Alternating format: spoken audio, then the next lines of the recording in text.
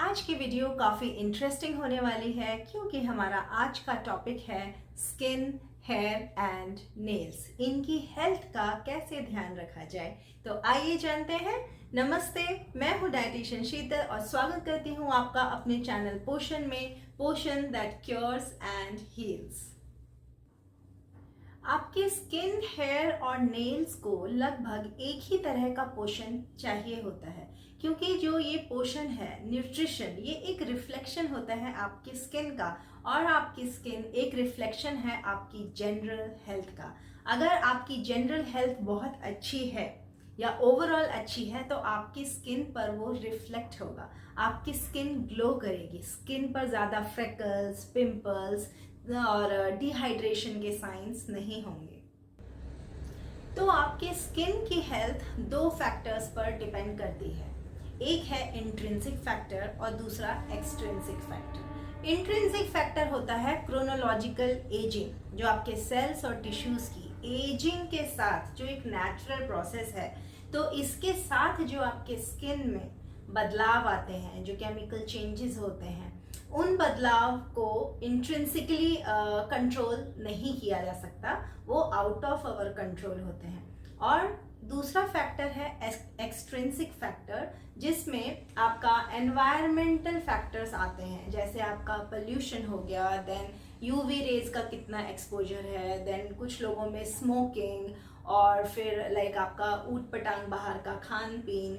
तो इन सब चीज़ों को अगर हम कंट्रोल करते हैं तो काफ़ी हद तक एक्सट्रिंसिक फैक्टर्स कंट्रोल किए जा सकते हैं। तो आज हम इस वीडियो में जानने वाले हैं कि हमारी डाइट कैसी होनी चाहिए जिससे हमारी स्किन, हमारा हेयर और हमारे नेल्स हेल्दी रहें। तो कुछ विटामिन्स और मिनरल्स जो एक काफ़ी अच्छा रोल प्ले करते हैं आपकी स्किन को हेल्दी रखने के लिए, उनके बारे में मैं बाद में शेयर करती हूँ, बट मैं स्टार्ट करना चाहूँगी प्रीबायोटिक्स और प्रोबायोटिक्स से। प्रीबायोटिक्स क्या होते हैं? ये वो फूड्स होते हैं, वो खाने वाली चीज़ें होती हैं जो आपके शरीर में जाकर आपके जो हेल्दी गट बैक्टीरिया हैं उनको प्रोड्यूस करने में मदद करती हैं। तो आप समझ लीजिए कि आपके गट में जो बैक्टीरिया है, हेल्दी बैक्टीरिया या गुड बैक्टीरिया, उनके लिए एक तरह का भोजन है प्रीबायोटिक। तो प्रीबायोटिक मतलब इनडाइजेस्टिबल कार्बोहाइड्रेट्स जो आपके स्टमक को बाईपास कर देते हैं, आई मीन उसकी एसिडिटी से डिग्रेड नहीं होते और सीधा आपके गट में जाके वो आपके जो हेल्दी बैक्टीरिया हैं, गुड बैक्टीरिया हैं, उसको स्टिमुलेट करते हैं, उनके प्रोडक्शन को स्टिमुलेट करते हैं। तो प्रीबायोटिक मेरे हिसाब से प्रोबायोटिक से भी ज़्यादा इम्पॉर्टेंट है, जिस पर हम खास ध्यान नहीं देते हैं। तो प्रीबायोटिक्स आपके किन फूड्स में अवेलेबल है? जैसे ग्रेन्स में होता है, वीट में काफ़ी मात्रा में है, गेहूं, देन बार्ली में होता है जिसे हम जौ कहते हैं, देन आपके पेक्टिन्स मतलब जो फ्रूट्स होते हैं, जैसे एप्पल्स हो गया, आपके बनानास हो गए, देन बेरीज हो गए, ये सब, इनके अंदर जो कार्बोहाइड्रेट होता है वो 60 to 80% जो होता है वो एक तरह से इनडाइजेस्टिबल स्टार्च होता है, तो वो एज अ प्रीबायोटिक काम करता है। देन आपके प्रीबायोटिक्स में आपका गार्लिक आता है, अनियन आता है, तो ये सारी चीज़ें प्रीबायोटिक हैं। देन प्रोबायोटिक्स आप जानते ही हैं, प्रोबायोटिक मतलब गुड बैक्टीरिया, वो आपके कर्ड में, योगर्ट में, जितने फर्मेंटेड ड्रिंक्स हैं इसमें पाया जाता है। फिर आते हैं आपके एसेंशियल फैटी एसिड्स।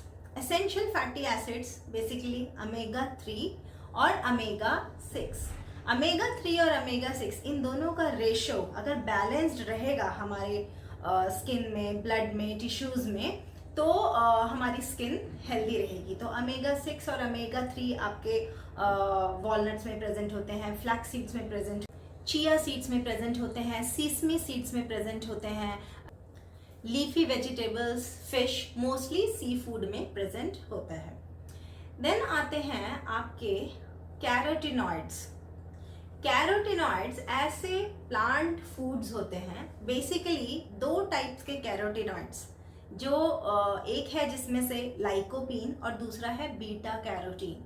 ये दोनों ही वाइडली डिस्ट्रीब्यूटेड है हमारी स्किन में, मतलब ब्लड में और टिश्यूज में जो ह्यूमन स्किन में पाया जाता है, that is beta carotene and lycopene. तो बीटा कैरोटीन आपका मिलता है सबसे ज़्यादा कैरेट्स में, देन पम्पकिन में, येलो पम्पकिन जो होता है, जितनी भी येलो ऑरेंज वेजिटेबल्स और फ्रूट्स हैं उन सब में बीटा कैरोटीन होगा।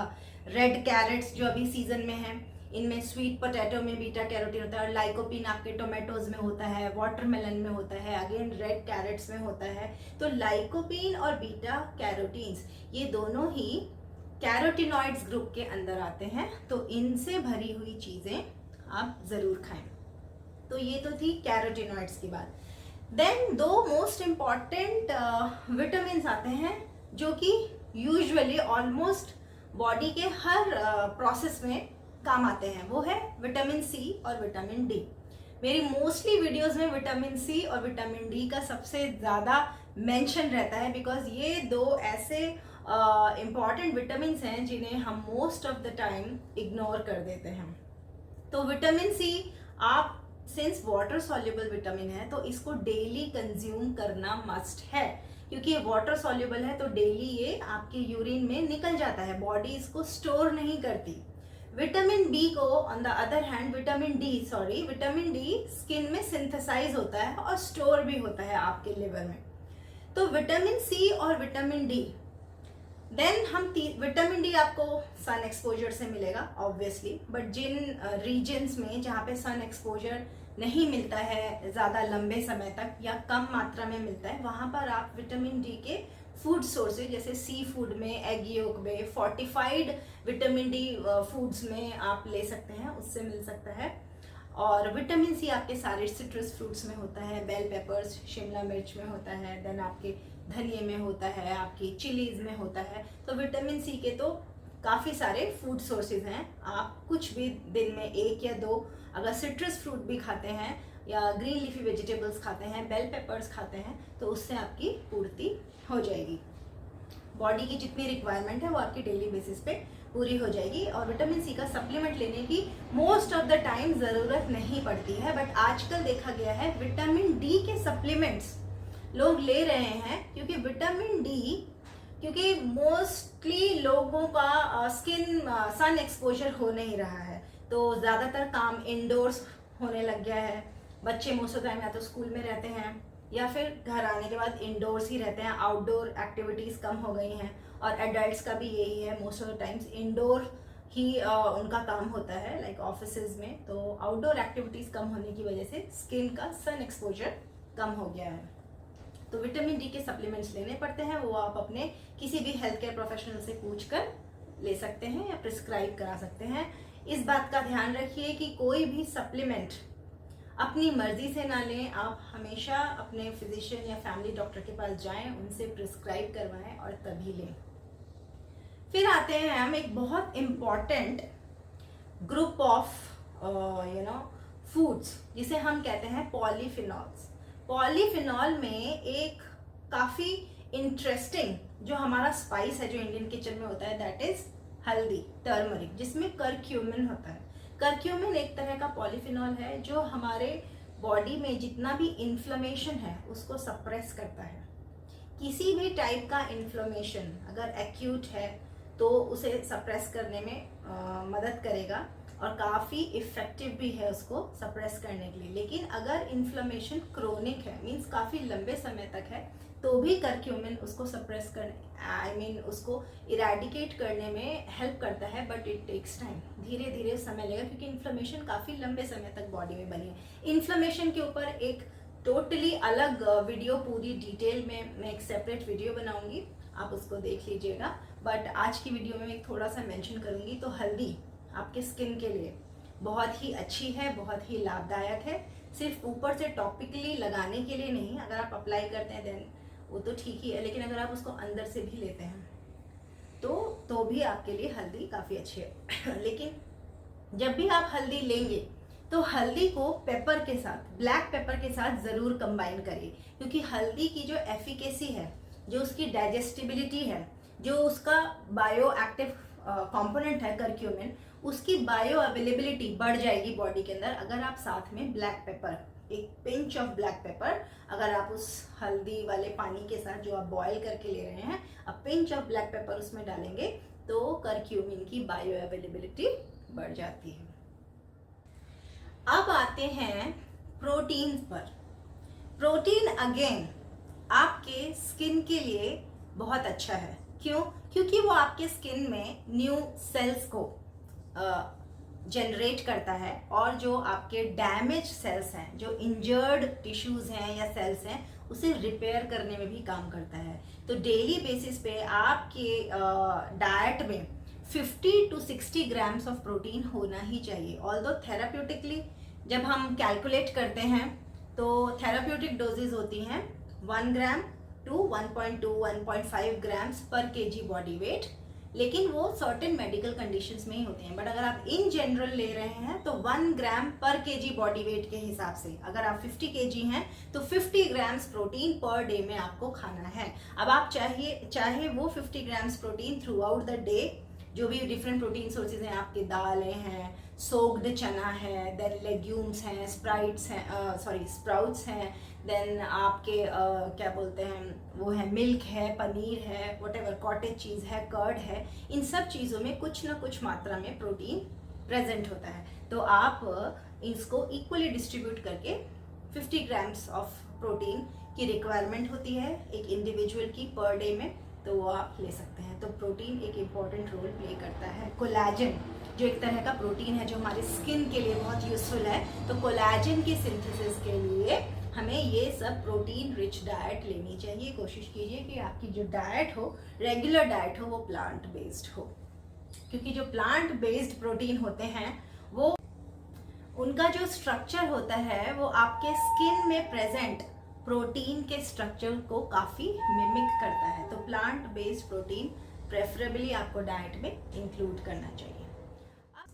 अब ये तो थे कुछ ऐसे फूड कंपोनेंट्स जो हमें अपनी रेगुलर डाइट में शामिल करने ही चाहिए अगर हमें अपने स्किन का ध्यान रखना है, और बालों के टेक्सचर का ध्यान रखना है, नेल्स का ध्यान रखना है, नेल ब्रिटल ना हो, और आपका जो हेयर का टेक्सचर है वो ज़्यादा ड्राई ना हो, और स्किन पार्ज ना दिखे, फाइन लाइंस ना बने, रिंकल्स ना आए। तो बाहर से आप कितनी भी अच्छी महंगी क्रीम्स, लोशंस, कुछ भी आप टॉपिकली अप्लाई करेंगे, वो बस टेम्प्ररी इफेक्ट देगा, वो लॉन्ग टर्म हीलिंग नहीं करेगा। तो मोस्टली आपका अंदरूनी होता है, इंटरनली आपकी स्किन या आपकी जनरल हेल्थ कैसी है वो आपके स्किन पे रिफ्लेक्ट होती है। तो आप न्यूट्रिशन यहीं पे अपना रोल प्ले करता है। अगर आप अच्छी डाइट ले रहे हैं, तला भुना कम खा रहे हैं, स्पाइसेस भी मॉडरेट अमाउंट्स में ले रहे हैं, और सॉल्ट कम खाते हैं, देन शुगर कम ले रहे हैं, तो ये सारी चीज़ें आपके स्किन के लिए काफ़ी फ़ायदेमंद है। यहाँ पर मैं हाइड्रेशन लेवल्स के लिए भी मेंशन करना चाहूँगी कि काफ़ी मात्रा में पानी पीजिए। अगर आपकी बॉडी में हाइड्रेशन लेवल्स अच्छे नहीं हैं तो आपकी स्किन पार्च्ड दिखेगी, काफ़ी ड्राई दिखेगी, इसलिए आपका वाटर इंटेक काफ़ी अच्छा होना चाहिए। 6 to 8 ग्लासेस पर डे तो होना ही चाहिए। Now apart from all this, इसके अलावा एक चीज़ जो मैं यहाँ मेंशन करना चाहूँगी वो है माड़। माड़ मीन्स जो कुक्ड राइस का वाटर होता है। माड़ जो हम चावल बनाते टाइम जो एक्सेस वाटर होता है जिसको हम निकाल लेते हैं उसको माड़ कहते हैं। वो एक स्टार्च होता है एक तरह का। तो वो माड़ स्किन पे लगाने के लिए तो अच्छा है ही।